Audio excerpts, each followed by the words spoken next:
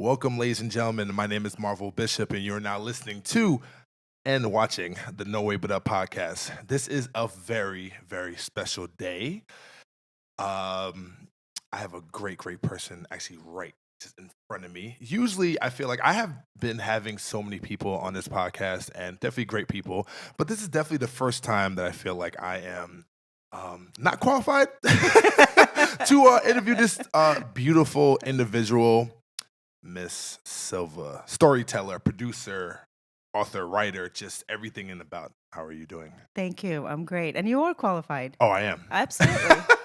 Everybody's qualified to ask questions. I and that's all appreciate it it. I is. appreciate it. Well, number one, I want to thank you so much for coming on to my podcast, Of coming course. in, definitely being interviewed, and let's just have a great conversation. So we've known each other for a very, very long time, but And kind of in passing, we've been acquaintances for a long time. And then Okay. we actually got to know each other a little bit on a deeper level. which was during your power It hour. was during my power Miami hour 40 event. and I did an event about storytelling and the power of storytelling. And that is actually one of your passions, basically, when it comes to storytelling. You had some aha moments that day, didn't No, you? well, I want to get into that. Oh, okay, Yeah, good. so, for me, I feel like I'm definitely a person who is a content creator, a person who tries to be a storyteller in itself, but I didn't really know like what that really entails. So that video that you definitely showed me about quitting my job, we're kind of going fast forward a little bit, kind of want to build this up, but it's all good. We're just having a conversation. I was like very moved on just like your story and how you pretty much came about, and you were a news reporter basically for Channel 4, Yeah. right? And you pretty much transitioned into that to basically pretty much doing your own thing. But before we get into that, I kind of want to backtrack a little bit. I want to just get your story on how you came, because you're originally from Iran. I am right? from Iran, yes. So I wanted to get that story on for the viewership, basically, Okay. on how you came here, how you transitioned from basically, two different worlds, basically, I'm guessing, right? From Iran to here. So please. Yeah, I'll give you the Reader's Digest version of Sounds it. good. So I was born in Iran, and I was born right before the Iranian Revolution. Oh, wow. So I witnessed the Iranian Revolution. A lot of people here in the States watched it How was on that television. experience? I was only 3 or 4 years old, but I remember vividly moments that kind of are seared in my memory, images that for like a 3 4 year old is really impactful and powerful. I Wow. remember the protests on the streets. I remember the uncertainty and the fear. I remember tires being, it's just like you're going through a revolution. So all of that stuff is happening around you, and you still have to live on a daily basis. So it's not like you're completely isolated from everything. You're not just sheltered in a home. You're living among people who are amidst in a kind of country that's in the middle of a revolution. Basically. So that was pretty impactful. I clearly didn't understand what was happening at the time, but and then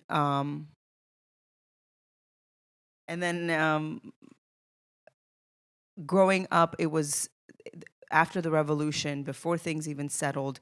Then it was war, the war between Iran and Iraq, and that lasted for good 6 years after that. And if anyone's ever read or studied history or knows anything about war, what happens is, while it's a political conflict between governments and between ideals and ideologies, it's also a very much a civil issue in a sense where the people who are impacted are the people who live in that country. So the people who are in power don't feel the effects of war as much as the average person who has to feed their kids, because essentially what happens is you don't get food imported, you don't get goods imported.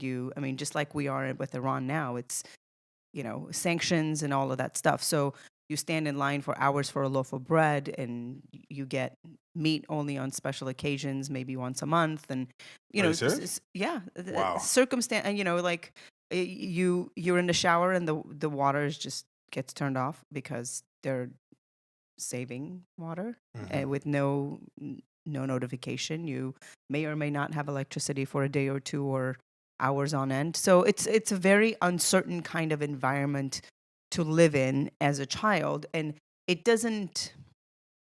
Now that I've gotten older, it's Mm-hmm. kind of sunk in a little bit more. But when I was at that age, it didn't, it was just a way of life. I didn't know any better. I didn't know anything different. So why would I think that life should be any different than it was? Right. Also, remember, there's a lot of censorship, so it's not like you're exposed to what what's happening outside of your bubble. Mm-hmm. You don't know how other people are living, and you don't know what other people have access to. So you don't have any kind of an idea of what life is like for other people other than yourself and the people that you see. Right. So what I'm getting at is it's normal. For you, it's normal. It's a simple, normal way of life.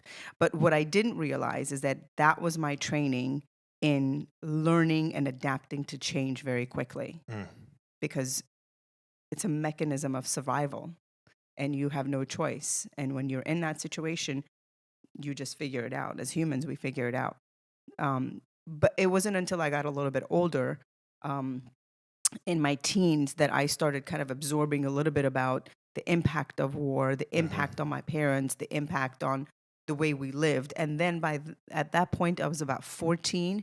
Now, remember, we live in Iran, which is and I'm Armenian, which Mm-hmm. makes me a minority in the country. Mm-hmm. And even though I don't, or my religion doesn't require me to wear the garb, because I live in that country and I live under that power and rule, I have to cover up and I have to follow their guidelines.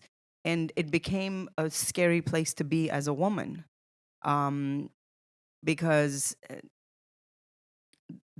there are no real laws and regulations. You never know what happens when you walk out the door.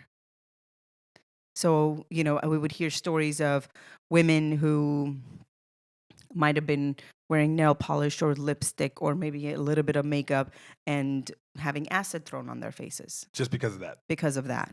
So it's a way of controlling the population Mm-hmm. to live and abide by certain guidelines and rules, and there is no consequences for how that's dealt with, right?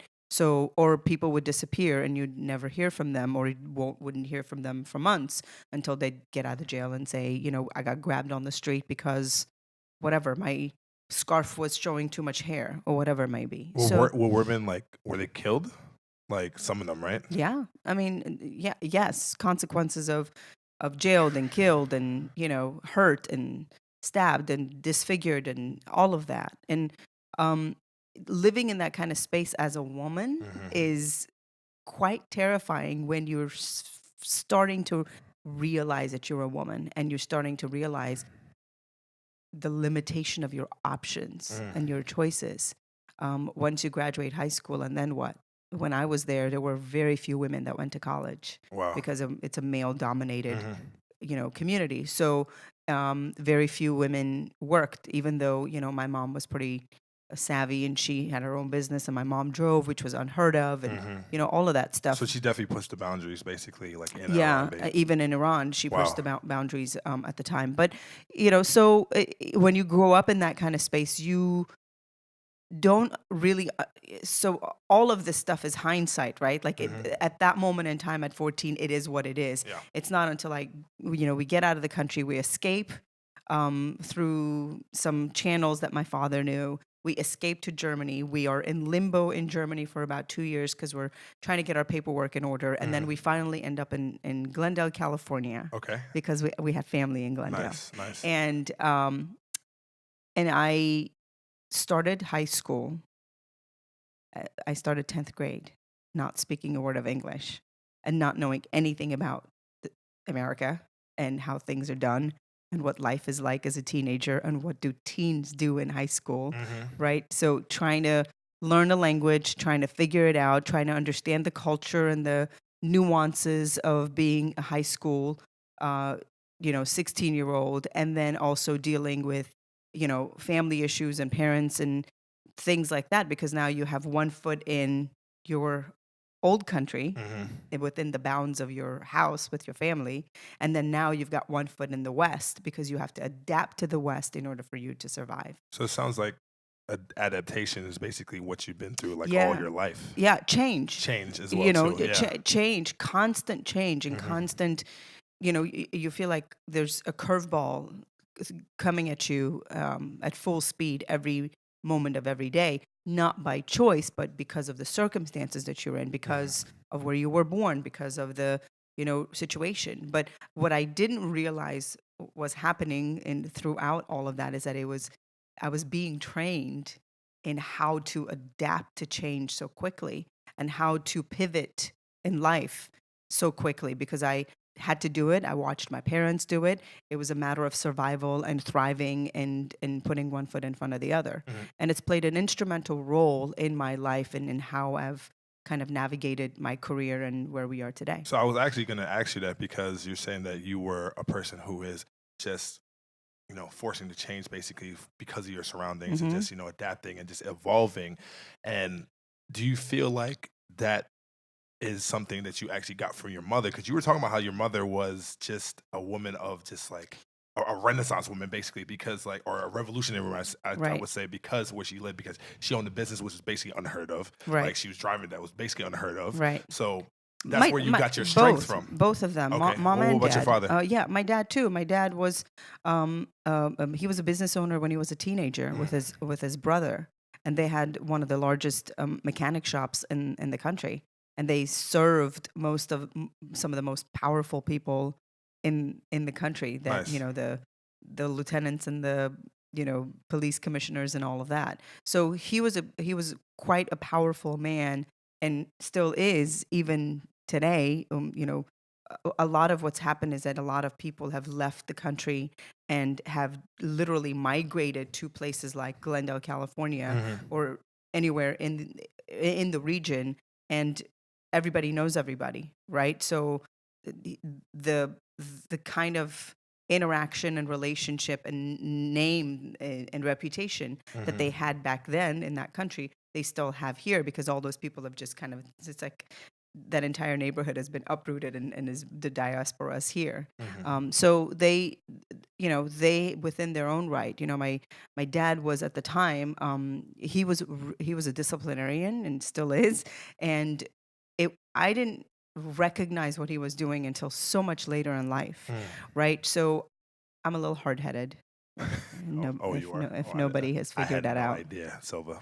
So I'm stubborn, I'm hard-headed, I Mhm. want my own way, and if something doesn't logically make sense to me, Mhm. and if someone's not able to explain it to me, I have a hard time following. So that's just how I've been my entire life. Mhm. So needless to say, my dad and I got into a lot of arguments and a Yeah. lot of fights, even when I was 5, 6, 7 years old. He'd say, "Put your jacket on." I'd be like, "No, it's cold outside. Put your jacket on." "I don't want to. It's not cold." "Put your jacket on." "But why?" "Because I said so." "That's not good enough." So I had that kind of exchange, which, of course, for a 7-year-old, you're just being a 7-year-old. Mhm.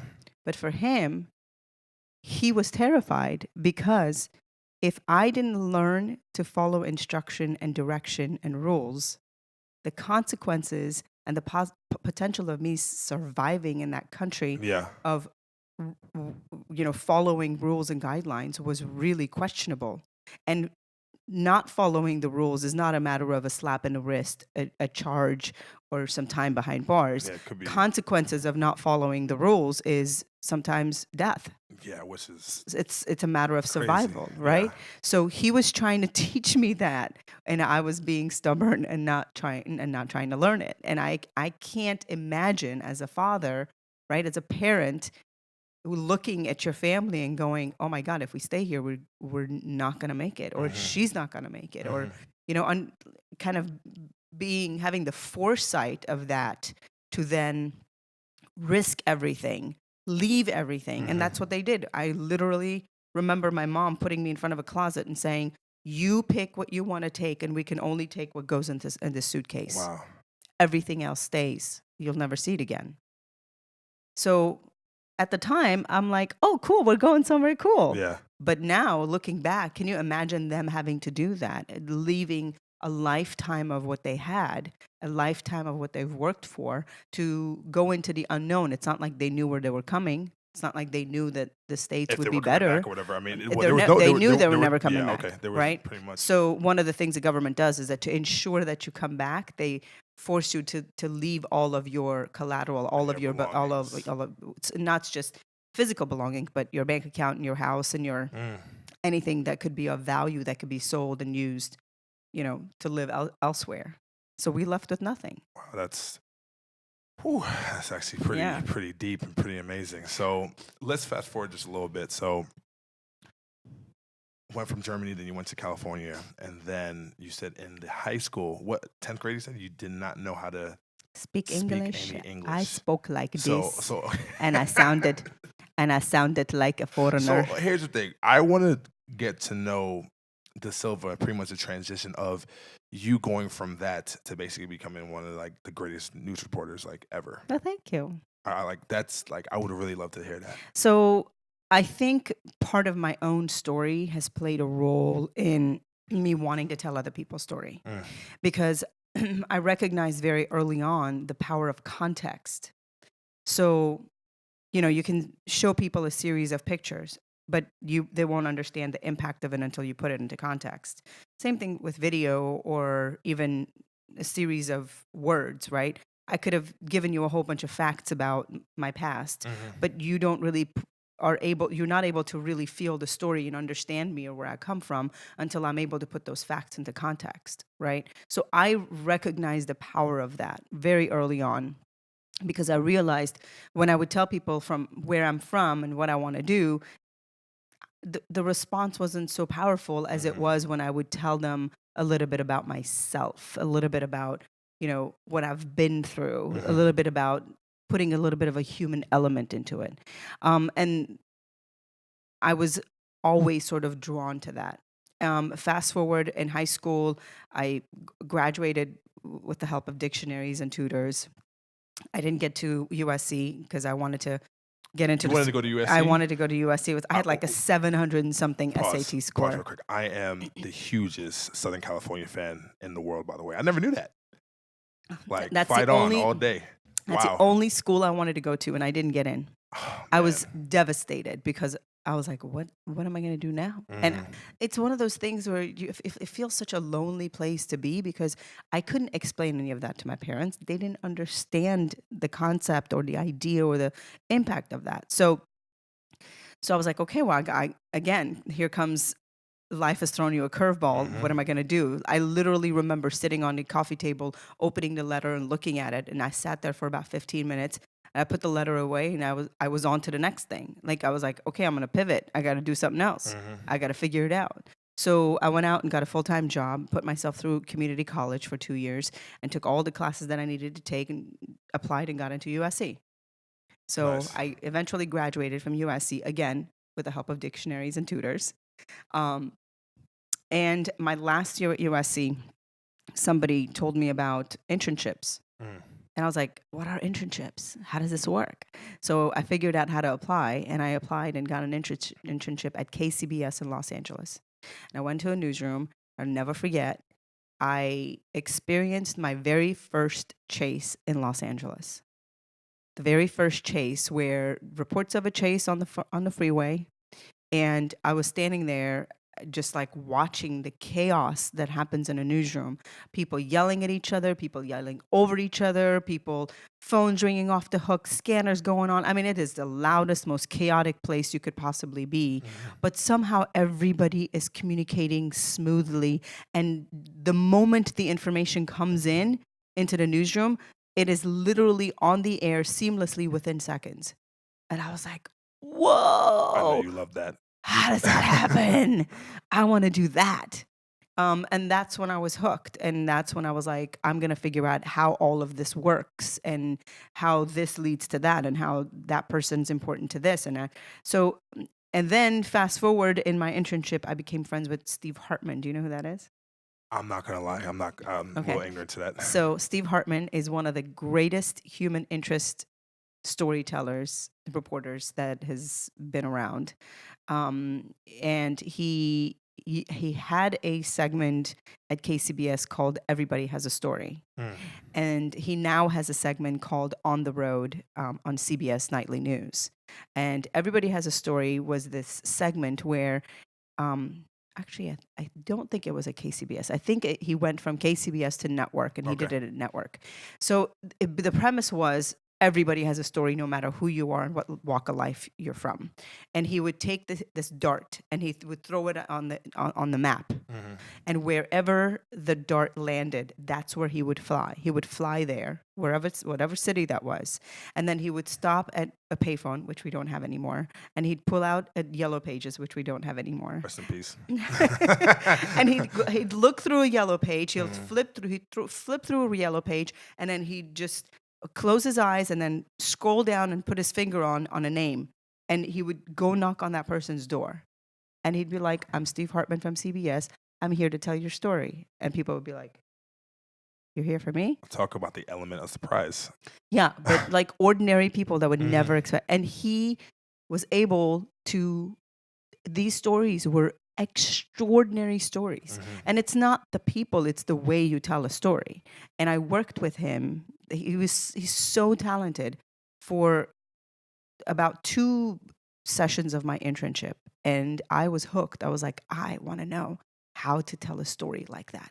I want to know how to make people feel that. Right? What happens? What is the process? How do you write? What do you do? How do you create this visual product that makes people feel a particular way?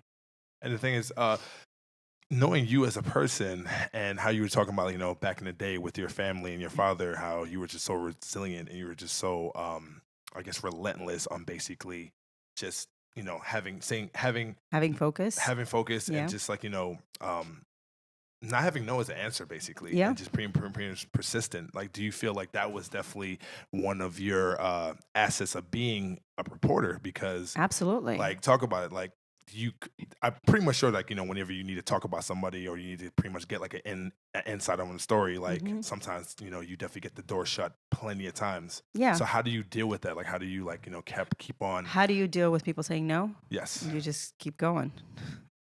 I mean, so I learned that from my mother, right? Because she always got what she wanted. Maybe she didn't get it exactly the way she wanted it. But she always, if she wanted to do something, and even if she didn't know it, she'd go find the answer and figure it out by asking questions. So there were a lot of times when people said no. And no just meant not now or not yet, or I'm not the person who's going to answer that question for you, or I'm not the person who's going to help you. And she kept, and I always say she didn't have the luxury of being upset and being hurt and having her feelings crushed or her spirit crushed when people said no. She didn't have that luxury. She had to get up and move on because she had 3 young daughters in a new country that she had to figure things out for. Do you feel like people definitely get caught up in emotions too much about when they get, seriously, get over it. Like, I mean, people say that's harsh and that's mean. I'm like, it's not harsh. That's the reality of life. Like, if you don't learn to get over shit, can I swear? Yes, you curse. It's fine. It's all good. I'm a reporter, curse, so if you don't learn to get over shit fast, you're going to be left behind because especially in this day and age of technology, things are moving so fast that if you don't learn to like look at something and be like, okay, that didn't work or that worked or that wasn't cool, but and dust yourself off and figure out what you're going to do next, there's like 100 other people running as fast as you or longer than you. And I have a theory about success. It's not a sprint. And, I use this theory working in journalism, and people would ask me, I spent 20 years working nonstop. And I moved every 16 months to a new market and to a new job, which means every 16 months I had to prove myself. So you don't have time to slack off, right? And being a television journalist, it's super intense on every day is intense. Every day you're chasing something new and people are saying no. So you have to figure out a way. I don't have the luxury of coming back to my boss and be like, you assigned me that story, but I don't have anything today. She'll be like, or he'll be like, I You're don't care. fired. The 5 o'clock news is coming around the corner and you're Yeah. going to have something. You don't get the luxury of saying, I don't have anything. You see what I'm saying? I got So you. you figure it out. But when you think that way, you realize that success is about who is still standing at the end. Because everyone has curveballs coming at them. Everyone has adversity. Everyone has family issues. Everyone has, mental blocks. Everybody goes through all of these things professionally or personally.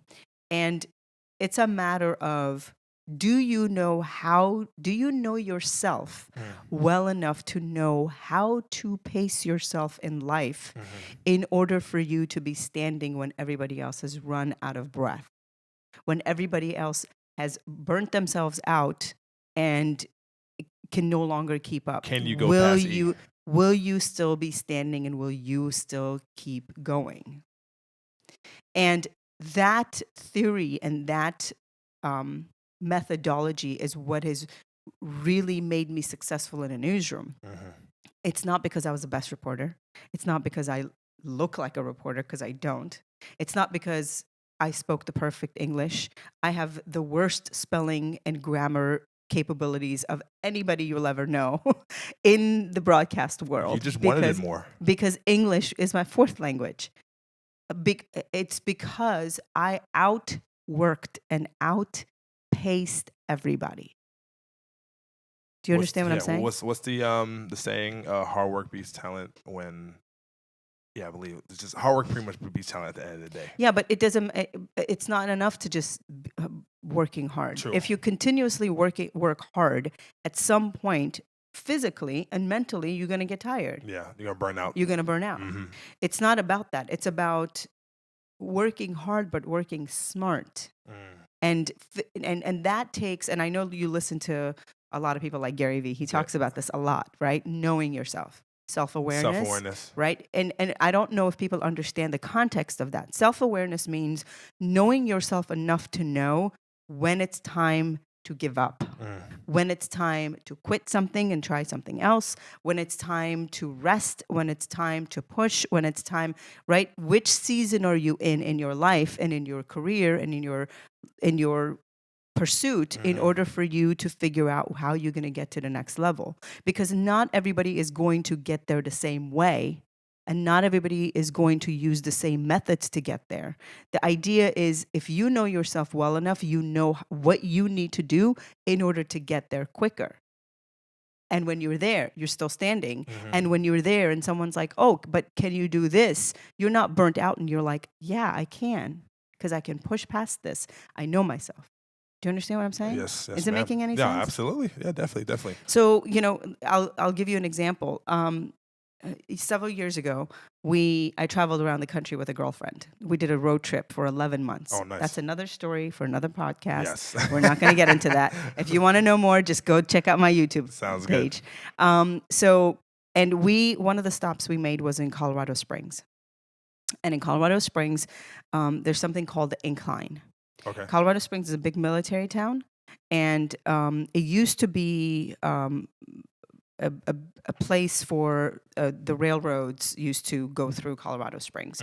And Colorado Springs, just like Colorado, is lots of mountains and lots of valleys and peaks and whatnot. And this particular incline is a old railroad line that the lines have been taken off, and the only thing standing are the wood pieces. Okay. So it looks like a staircase, but it's not just any staircase. So we got to Colorado Springs and we said, what should we do? We need to do something local. And everybody said, you guys are outdoorsy girls. And we were like, yes. They're like, you have to do the incline.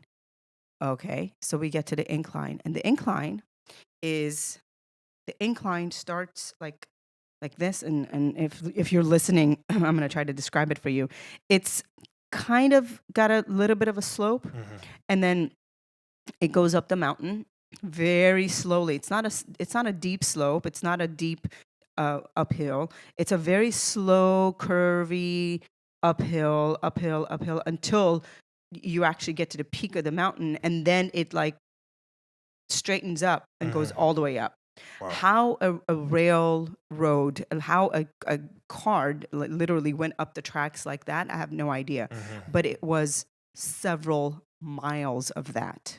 So you stood on the bottom and you looked at it, and all you could see is like a dot on top of the mountain, which is the end of this path. And I looked at my girlfriend, and she looked at me. She's like, "Do you want to try it?" I was like, "Well, we're here. Might as well. We're not going to turn around. Like, we have to." Yeah. The problem is, by the time you get tired when you're going up the incline, there is no turning back. Because if you turn around, by the time you get tired, you're so far up that it's such an incline and it's so steep that you're terrified of coming back. Yeah. Or climbing down those stairs. You either have to go up or you're stuck. So no way but up. No way but up, right? Yeah. So we decided to go, and I'm pretty athletic, and so was she. And as people were passing us, these are locals. We would talk to them. So, what's the secret in making through this? What's the secret? How many times have you done this? And people had attempted multiple times and given up. These are people who are trying again. Like, this is not something you are able to accomplish right away. And one kid, I never forget, he had one of those backpacks that he was drinking water out of. And he was going super slow, and we're climbing up, like very intentional with every step he was making. So we slowed down. We started talking to him. He said, "I've attempted this several times, but I'm going to make it to the top." And okay, so what's the secret? He said, "Slow and steady is the secret to getting to the top. Slow and steady is the secret to getting to the top." He's like, people start and they start going really fast and exerting all of their energy on the bottom. By the time they get halfway through, they can't go further. Or people start too slow, and then they can't dig deep enough to find what it takes to actually push through it. He goes, slow and steady and intentional and focus, one step in front of the other. If you just focus on that, you'll make it to the top. People are just too worried about the result versus actually just going through the process and just going through the method. Right. It was such a important life lesson that it didn't really sink in until much, much later. We were talking about the incline and making to the top of the mountain. But it's such an important life lesson to learn, is to say, slow and steady, one foot in front of the other. It's the only way you're going to make it to the top. And how slow you go and how big your steps are is really relative to who you are, right? Yes. You're much taller than I am. A little bit. Your steps are different than mine. Yeah. And that's where self-awareness comes in. So maybe for every 2 steps I take, you take 1 step. You see what I'm saying? Yes, ma'am. So essentially, that's what happened. We slowed down and we became very intentional, because remember, Colorado Springs is already high elevation, and as you're climbing the incline, you're going higher in elevation. Air gets thinner. So air gets thinner. So it's not just the physical exertion of being tired and climbing these stairs. It's also the air. Physically speaking, you are having trouble getting up there. And it took us 2.5 hours to make it to the top. Wow. And by the time we got to the last half hour, it was like, on 4s, climbing up like you're climbing a ladder. It took us 4.5 hours to come back on switchback on the other side of the mountain. How did that feel when you got to the top? It was amazing. It was amazing, but it was one of the most important lessons I've learned, when I feel like, because I feel like I have to be productive all the time, and if I'm not productive, then I'm wasting time, right? So it was a really great lesson, and I've really taken it to heart and adapted it in 2019 to say that I am really going to be aware that everything I do has intention behind it, and it's slow and steady, and I'm not comparing myself and my speed and my success to other people, but I am comparing it to myself. And at the end of the day, people can run and get there faster, but I will be the only one standing. So do you think that passion and that energy that you have definitely transitioned you into taking the jump. Yes, absolutely. So there's one thing that we had, well, two things we have in common right now. Number one, we love USC. Number two, we've definitely shared, I guess, the process of quitting your job and then also jumping. Yes. I would love to like really get into that because I'm really, passionate on just taking chances and just having no as you can't take no as an answer. Right. And how did you get to that point? How did I get to a point of jumping? Yes. So I'm going to go back to 2009. I was laid off from my reporter job, TV job in Detroit. I was working for NBC. And when the economy went bad, they had to do cuts, just like every other business, particularly in Detroit, because most of their advertising dollars come from car companies. Okay. And they stopped spending money. So the income for the TV stations really dried up. So I literally got laid off. And at that point, I decided that I was not going to allow someone else to decide my fate. I wasn't going to let somebody else have control over my life and decide my fate, because at that point I had no other income and no other recourse, and I essentially lost everything. Wow. Okay, so I had credit card debts. I couldn't pay them. I had homes in Texas. I couldn't save them. I lost everything. I packed my bags and I moved down here because I had a girlfriend who lived here, and I wanted to detox. I wanted to get away and collect my head. And here was another opportunity that, like when you talk about change and pivoting and trying to figure out what to do, that led to the road trip that I talked about. And the success of the road trip, it was just an idea. It was a blog that turned into a road trip. We were doing it because we weren't doing anything else, and it was fun. And that actually turned into a business. And I realized at the end of that, I have a little bit of a knack for starting a business, and I know what I'm doing instinctively. And because I've been in this world of journalism, I understand sales, and I understand talking to people. I understand pitching. I understand the components. I just didn't know what they were called.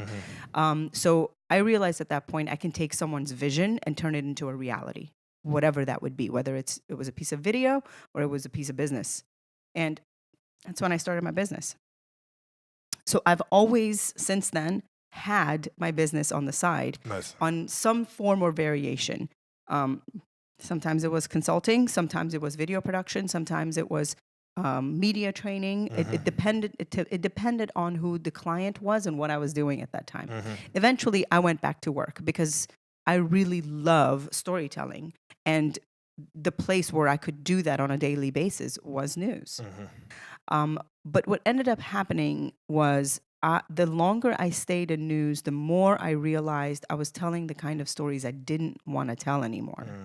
It was all just bad news. There used to be a time where you used to have like a sprinkle of human interest stories or good news or something like that, or investigative pieces or consumer related pieces. All we kept doing was reiterating the problem. And we didn't find enough solutions to put out there. And a number of other things happened that I won't get into, that made me reevaluate the situation I was in. And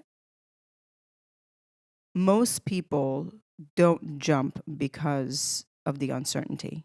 Most people feel like they need to make a change. Almost everybody, I'm willing to bet, feels like they want to make some kind of change, whether it's make a move, whether it's changing of a job, whether it's, adding a new hobby or dating somebody new or whatever it is. Most people want to do something that they're afraid of. And the only difference is I'm just comfortable with uncertainty because I've lived in the space of uncertainty for so long, even as a child. Your whole life. My entire life. Yeah, that uncertainty is actually exciting to me. Your friend. Yeah, it's exciting to me. And, this is a muscle that you build over time, and it's a muscle that you exercise on a daily basis to get to a point of where I am, which is I just believe. I believe in myself. I believe that I can do it. I believe in my instincts, and I just believe. And that didn't just happen, right? I didn't just wake up one day and I'm like, wow, I believe in myself. It was a gradual process. I remember making cassette tapes, okay? Because we didn't have any money and I wasn't buying any CDs at the time. Wow. I remember recording music off the radio on cassette tapes. And I remember having a cassette tape called, and I labeled it Believe. And every song on that tape was about believing. So can you name some songs about believe? I literally programmed my brain by listening to that tape over and over and over and over again. Don't stop believe, Yes. that's Don't stop believe believe it. Yes. I believe I can fly. Yeah. I know Or R. Kelly's a little sensitive, it's but all good. but you know, at the time, Yeah. right? So I believe in miracles. You know, like every song was about believing. It was about believing in the impossible. And I would literally listen to that on a daily basis to make myself believe that it was possible. Because at the time, what I was trying to do was impossible. Who was going to give a television job to a foreigner who doesn't look like the part, doesn't sound like the part, doesn't even fit the part, who wants to be a journalist? Like, it was unheard of. Unheard of. When I wanted to be in journalism, the Kim Kardashians of the world did not exist. That's okay. I got you. Do you understand what I'm saying? It was a completely different time and different era, and there was a box you fit in. You either fit into that box or you were not one of them. But you pretty much made your own box then, if that's the case. Yeah. Yeah. Basically. But so I had to believe that that was possible, and that was the beginning of believing, right? And even to this day, sometimes I have this imposter syndrome of like, who you think you are that you can do this, and I'm like, yeah, but I can't, because I believe. And you've been doing it, right? You know? But the reason I say that is because it's a muscle that you have to work every single day. I have to wake up every day and tell myself that I believe. That I believe in the impossible, that I believe that things are going to work out exactly the way it's meant to, and that there is a greater power that I don't understand, and that as long as I am fully present and in my intention of why I'm doing what I'm doing, everything will fall into place. I think people focus too much on the how. If you just focus on the what and the process, the how will reveal itself. The how will come in ways that you didn't even think about. True. Right? And I think these ideas are not new. People talk about this stuff all the time. It's just a matter of how are you going to put these ideas into context of your own life? So understanding, one, who you are and what your limitations and your boundaries are, what you can and cannot do, what you're willing and not willing to do, right? So I know myself to know that someone can come and offer me $1 million and to ask me to do X. I'm not going to do it because I know myself well enough that that's not what I want to do. And that's not where my intention is, and that's not aligned with who I am. And I have a passion and I have a vision. And if I just walk in that space and I'm slow and steady in my process, I'll get to where I want to go. Maybe it's not a straight path. Maybe it looks like a crazy path, but I'm still going to get there eventually. So, I know all of this sounds so theoretical. It sounds so 500,000 feet, right? And this is the reason why I started the vlog, right? I quit my job. I decided that wasn't, my heart wasn't in it anymore. And I wanted to do something that was a little bit different. And I didn't know what that was yet. But I knew that I could no longer be in that box anymore. That I knew. So I jumped. I jumped without a net. I jumped without a job. I jumped without any clients. I jumped. I still had my business, but I had to rev it up a little bit and try to figure out how to make money and live, right? So in my jumping, I realized that I listened to a lot of this content as well, but nobody was talking about the process of getting to this point. Nobody's talking about what is the process you go through when you want to exercise your believe muscle. Nobody's talking about what is the process you go through when you are trying to get comfortable with uncertainty, right? People say that's what you're supposed to do, but how do you do that? How do you do that? How do you do that when you're in it, when you're in the middle of it, when you've just jumped and you're freaking out? How do you do that? I think, I'm sorry to cut you off, but I think a lot of people have a problem with like vulnerability. Yeah. You know, they have a problem with, you know, really showing that side because it's the ugly side. It is the ugly side. It's the side that people, they feel like they don't want to see. And I was like, ding, ding, ding, ding, ding, ding, ding, ding, ding, gold. Honestly, what people not only want to see, but that's something that you should show too, only for yourself as well. Yeah. Because it really shows you where you came from and where you are going and where you're at. And that's what I did. That's what I did because I'm a storyteller, because I am a visual storyteller, right? So I was like, I am going to create content that is going to show the ugly side. Not because I'm trying to scare people or trying to discourage people from doing what they're doing, but because I'm trying to tell people I'm right there with them, right? That people leave their house and put on a pretty face and they never talk about what goes on behind the scenes. But I wanted to talk about what goes on behind the scenes. What is this turmoil you're going through personally and professionally?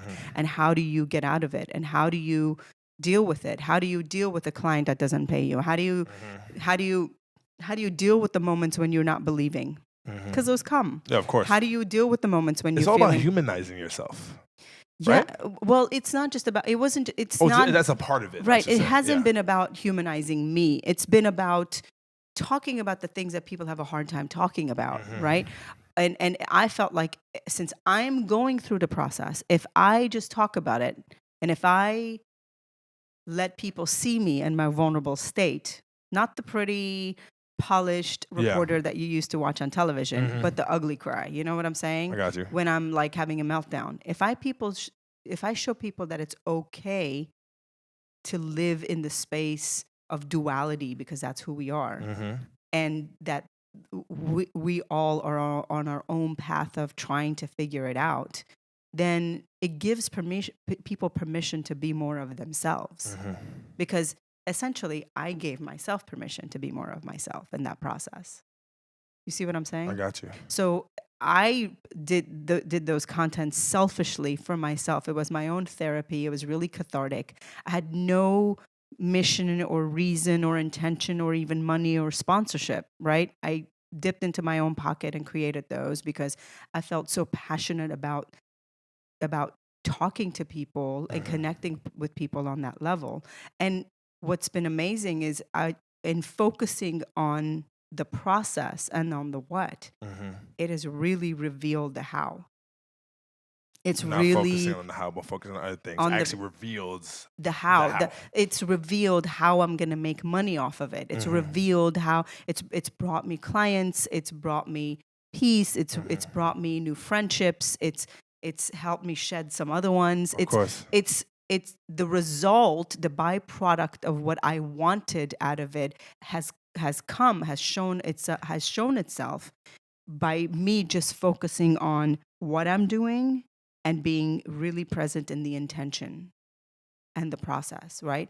I was like, okay, one step in front of the other. I'm climbing the incline, right? I'm going to produce these videos, and these videos they're gonna need to go through this process to get produced. Literally, that's what I focused on. And I focused on telling the story and telling a really great story and making these vlogs really powerful. And in that process, everything else just kind of fell into place. And I don't think people believe that's possible. Well, that's why we have you. Well, thank you. But I really would love for people to step into the unknown a little bit more often. Step into the unknown knowing that you're going to be okay. Like, the sun's still going to rise. Yeah. It's still going to set. If it's not fatal, like one of my sayings is, if it's not fatal, it's not that serious. Yeah. I mean, people are always going to be people. They're going to judge you. They're going to say things. They're going to this and they're going to, all of that, right? So my mother always used to say, don't ever take no for an answer. And she still does. And her saying is, well, what's the worst thing that can happen? And I always ask myself that question. What's the worst thing that can happen, right? Before I quit, I ask myself, you're going to quit. You're going to leave. What's the worst thing that can happen? The worst thing that can happen is I may never work in news again. Okay. On to the next one. I wasn't in news to be attached to a logo. I wasn't in news to have my face on television. I was in news because I really enjoyed storytelling. And with all of the technology that's available today, I can go out there and tell stories with my phone and put it on online. Definitely. So I can fulfill that purpose very easily. So that's what's the worst thing that can happen? Yeah, definitely. So, wow. This, man, I feel like I've definitely gotten to know a new Silva. Like, really? This is okay, so amazing. I have a question. Oh, boy. Okay, a little switch up in Okay, NoWayButUp Podcast. how are we doing on time? How are we doing on time? We're doing way over, but it's 10:30. Oh my gosh, it's 10:30. Right, we're gonna wrap up. Okay, I have a question though. Yes, ma'am. So tell me and don't think too much about it. Okay. Try to give as the first answer that pops into your head is usually the right one, Okay. and the right one is the one that is yours. Okay. Is what I'm trying to say. Got it. So what was your first impression of watching that video? I quit my job. I quit my job. Yeah. Man, just transparency and just like, wow, that's me, and like just emotional and just powerful and revealing and just being real and raw. That's what I got from it. How did you see yourself in it? Because I actually went through the same process. 2015, 2016, I actually quit Story Nightclub just like that because I had to. Because I felt like I did not want to have other people, other forces basically dictate my life or dictate my end result basically. How has that been for you? I'm here. Yeah, but I mean, seriously, how has that been for you? Okay, that was a PC answer. Okay, I'm sorry. It's tough. You should know better than to just I give know. me a PC Yeah, you're answer. right. I'm sorry, guys, ladies and gentlemen. That was not right. It's been a crazy roller coaster. Yeah. Yes, up and down. Have you had your face plank moments? Yes, of course. Yet? Yeah, there's been times where I've been having my face planked for like maybe a couple days, maybe more than days. But then you know what? I got back up because, like I said, like what you said, I'm actually in the process, especially in 2019, to take the process slow and steady. Me, I'm a Sagittarius. I want things now. Like I'm very impulsive. I think every entrepreneur, everybody who has the entrepreneurial spirit, has that, and that is the hardest thing to do and the hardest thing to quiet. That's why when I said, like slow and steady and pacing yourself is really important. Really important. Definitely. Because if you don't, your body will tell you. Yeah. No, and my body has told me. Okay. Like, that's, hey, listen, like if you don't slow down, like you're going to die. So like, I'm not the healthiest person in which is another subject, I guess. But but because of, I'm a type 2 diabetic, you know what I'm saying? I do have like, other ailments. So that right there has definitely kind of like put things on focus. Exactly. Put things in perspective. Like, hey, listen, like you can work as much as you want. When you think about that, if you don't pay attention to that stuff and that you may not have the luxury of the time to accomplish what you accomplish, how's that make you feel? Wow. Kind of lost for words right now, honestly. Why? I don't know. It puts things in perspective. Yeah, right? Yeah. Absolutely. It makes you stop sweating the small stuff. I didn't ask you that question for any reason other than to get people thinking about, wow, when you think about your time is really limited. Yes, and I've really been precious. You can get back anything, but you the can't older get I back get, the more I'm like, oh my God, I'm almost halfway through my life. Right? And if I wake up tomorrow and I don't have the chance to do, or I'm not healthy enough to do what I want to do. Yeah. Have I done enough? Have I said what I want to say? Have I lived authentically and in a way that I can be satisfied? And that had a lot to do with my decision too. It's like, okay, how much longer am I going to live inauthentically and ignore the fact that I don't fit into this box? Or am I just going to say, you know what, screw it. I'll figure out what to do with the logistics of money and all of this other stuff. I'm going to focus on being authentically myself and living an authentic life. And my videos are about that too, is, there was so many times where I did stories about horrible things and instinctively and intuitively, I just wanted to reach over at people and just give them a hug and tell Yeah. them it was going to be like, you know what I mean? That's Mhm. who I am. But as a reporter, you can't do that. Mhm. You can't be invested and emotional in that space. And I would do it after the camera stopped rolling. Okay. But I realized that I was not that person anymore. I was much more sympathetic and empathetic than I even gave myself credit for. And I wanted to really feel what other humans feel, and wanted to take the ability to showcase that and make those imperfections beautiful, and showcase those imperfections and say it's okay. Yeah. It's okay to be vulnerable. It's okay not know the answer. It's okay to say I don't know what I don't know. And the reason I asked you how you felt about that video, and I haven't told Chantel this. I told her I'd tell her about it later. There's a conference in town. It's the NAPTE conference, the National Association of Television Producers, something or other. It's basically all of the people who are behind the scenes, who are wheeling and dealing on buying shows and selling shows and producing shows, a whole bunch of production companies, and all of the studios that are in town. And they're also doing educational sessions. So I went and didn't know why. And I went with one clear intention, that I'm going to just be present, and I'm going to take it in as it comes, and I'm gonna absorb, and whoever I'm supposed to meet, I'm gonna meet. Whoever I'm not supposed to meet, I'm not gonna stress over it, right? Like, I met a gentleman the very first day, just sharing a sitting space with him. We talked for a few minutes. I asked him what he did. It turns out he is responsible for, do you know the show Better Late Than Never? Yes, I heard about it. Okay. He's responsible for bringing that show over. He's responsible for bringing Shark Tank over. Okay. He's responsible for making those deals to bring these episodes, these game shows and comedies. He's pretty anyway, great. So I said, I said, I've been producing content. I come from a journalism world. I've just accidentally produced a whole bunch of episodes, and I'm just here, since this is where the content producers are, to just get feedback and some ideas. He was like, okay, cool. And I was like, well, do you think I can get an appointment with you? And he looked at me and was like, okay.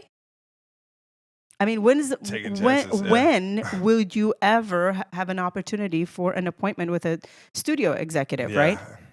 I just went for it. I was like, well, okay, well, what? He's going to say no. He pulls out his calendar. He's like, I'm available tomorrow at 4. I was like, okay, great. So yesterday, I was having one of those face plank days because my body's been telling me I'm pushing too hard, right? Back problems, backache, stub my toe. Like, it's just been like horrible, right? I just didn't feel like being there. But I was like, are you going to make this appointment? Are you going to make this appointment? You going to make this appointment? So I make the appointment. We sit down. We talk for a little bit. So I give him a little. He says, "Tell me a little bit about yourself." So I give him the spiel about Iran and how I got here, and I wanted to be a reporter. So I give him a little bit of a background. He goes, "Okay, so what are you doing now?" I said, "Well, I quit my job." And it's like, "Okay, but what are you doing now?" I said, "Well, accidentally I started, creating this content because I really wanted to stay connected with myself, and I wanted to stay authentic, and blah blah blah blah blah." So anyway, long story short, he's like, oh, "It's 4:20. I have a 4:30. I have to go." I was like, okay, but it's 3 minutes. Can I show you this trailer? He was like, sure. I don't know what I can do with it. I was like, I just want to see what your thoughts are. Okay, I'm going to try not to cry. He watched the trailer. Now, this is at the Fountain Blue, at the Blue Bar. The place is packed with people. Music is blasting. Okay, super loud. Okay, this is like, it's already like approaching 5 o'clock. People are already drinking. It's, the scene is, heavy, right? So it's not like we're sitting in a quiet room. He's listening to the episode, and then he takes his earphones out, and I press pause, and I look at him, and he looks at me, and his eyes well up. And I was like, so? He goes, I love you. I was like, I'm sorry? He's like,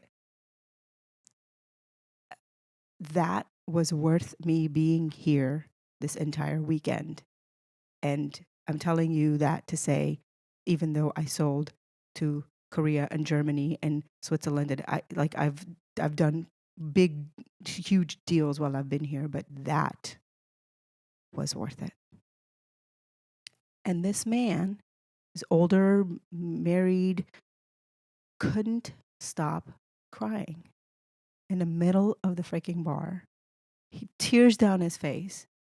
And he kept wiping his tears. He's like, I have no idea why I'm crying, but that was so powerful. Yeah. That was so amazing. I was like,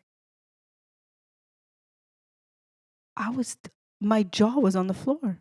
He's like, I must not be the first person who gave you that reaction. You must have that reaction from people all the time. I said, yeah, but I don't have a reaction from someone who watches content and sells content and, acquires content. Yeah. Someone who's in this business and knows and understands the intricacies of creating content have that kind of reaction. And then he said, at the end of the day, I am human. And that was like, made every decision I have made up to this point make sense. I didn't know what I was doing. I didn't know why I was doing it. I wasn't making any money off of it. But having a validation and confirmation from somebody like that was like, you know what? This is a sign that I am on the right road path. Yeah. And I may not know where I'm going or who I'm meeting next or what the next deal is. Just like I didn't know what today was going to be like. But this is a sign. Wow, that was, listen. So there's signs around us. Yeah, absolutely. All the time. Silva, this has been super long, but phenomenal. Definitely great. But to wrap up, I love the conversation we definitely had. I want to I have an end question I give everybody because sure. I want to know from you. What does No Way But Up mean to you? What does No Way But Up mean to me?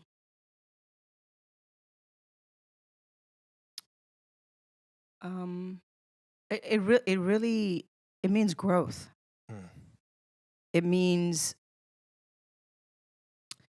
I think people think of No Way But Up as just up, right? Because of the name. But to me is like, sometimes you do go down in order to go up, right? Sometimes you do take a couple of steps backwards in order to step forward or step sideways or whatever it is, or pivot or turn around and go to a different direction. So no way but up, it means growth and being open and available and honest with yourself about what you need and what's around you to be better version of yourself daily. Silva, thank you. Thank you. I really appreciate it. I just want to give some shameless plugs real quick. Yeah, where to find you, Instagram, YouTube, all that. Go ahead. So my episodes are on YouTube. They live on YouTube. The trailer is the first thing you'll be able to watch, and then there's 9 episodes already out, and they're fun and interesting. I'm not trying to sell you anything. I'm not trying to pitch anything. It's just, if you need a little inspiration and a little bit of a kick, a little motivation, a little entertainment, go check them out. And then you can find me on Instagram, on Facebook, on Twitter, we'll Silva put everything in the Harapetian, and everything is my handle. Cool. Yeah. Ms. Silva, thank you so much for everything. Thank you. Everybody, thank you so much for listening and watching the No Way But Up podcast. This is the great Ms. Silva. Appreciate it. No Way But Up.